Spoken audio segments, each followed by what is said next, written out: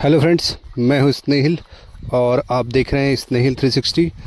हमारा जो बटेर का ये बैच है उसके लगभग 10 दिन ब्रूडिंग के कंप्लीट हो चुके हैं और आज हम उसको शिफ्ट करने वाले हैं ब्रूडर रूम से नीचे उतार के। नीचे उनके जो हमारा नॉर्मल टेम्परेचर वाला शेड है उसमें आज हम उनको शिफ्ट करने वाले हैं। ठंड ज़्यादा होने के कारण हम हमारे बटेर को अभी एकदम से नॉर्मल टेम्परेचर पे नहीं रखेंगे। हमने उनके नीचे वाले साइड में भी लगभग 4 लाइट लगा के रखी कि एकदम से उनको टेम्परेचर चेंज होने पे कोई फ़र्क ना पड़े।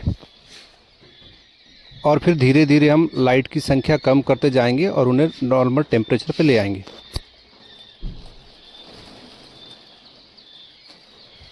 हमने हमारे बटेर की चीज़ की ब्रूडिंग पूरे 10 दिन काफ़ी अच्छे से की है, लेकिन शुरुआत के 7 दिनों में और अंतिम के 3 दिनों में थोड़ा सा हमें मॉर्टिलिटी में ज़्यादा फ़र्क देखने को मिला। शुरुआत के दिनों में मॉर्टिलिटी लगभग नहीं के बराबर थी, लेकिन अंतिम के 3 दिनों में हमको 10 से 15 बच्चों की मॉर्टिलिटी देखने को मिली, जिसका सबसे बड़ा रीज़न ये भी था कि अंतिम 3 दिनों में पिछले 1 हफ्ते से जो काफ़ी ज़्यादा ठंड बढ़ी हुई है वो बहुत ज़्यादा बढ़ गई थी।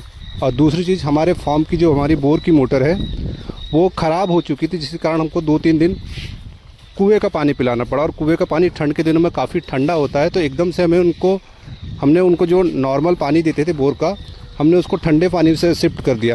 तो इस वजह से उनका जो ठंडे पानी से भी उनको थोड़ी सर्दी लगी और अंतिम के 3 दिनों में लगभग हमें 10 से 15 मॉर्टिलिटी देखने को मिली।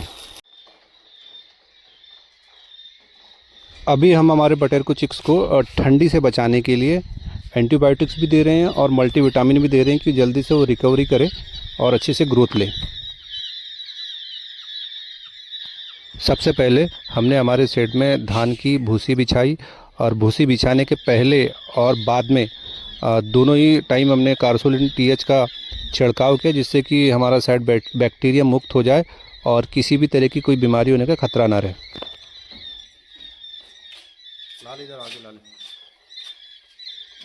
हमारे इस शेड की क्षमता लगभग 800 बर्ड की, जैसा कि आपको पता है कि हमने हमारे बटेर के शेड को 2 भाग में बांटा हुआ है। एक शेड में हमारे 800 बच्चे आते हैं, दूसरे शेड में लगभग 1000 से 1200 बच्चे आराम से आ जाते हैं। तो हम अभी इसमें 600 बच्चों को प्लेस कर रहे हैं और लगभग 26 या 27 तारीख को हमारा फिर से 800 बच्चा आने वाला है, जो हम फिर से हमारे ब्रूडर रूम को तैयार कर रहे हैं उसमें बच्चे की ब्रूडिंग करने के लिए।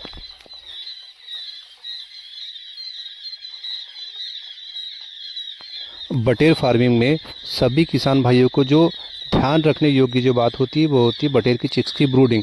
अगर हम बटेर की चिक्स की ब्रूडिंग अच्छे से कर लेते हैं, अगर ठंड के समय में सबसे ज़्यादा इसकी डिमांड भी होती है और ठंड के समय में इसकी ब्रूडिंग करना भी सबसे ज़्यादा मुश्किल होता है, तो हमें ब्रूडिंग को ही काफ़ी अच्छे से सीखना है और इसको काफ़ी अच्छे से करना है। अगर हम ब्रूडिंग में ज़्यादा से ज़्यादा चिक्स बचा लेते हैं तो उतना ही फ़ायदा हमारा पूरे बटेर के लॉट में होता है।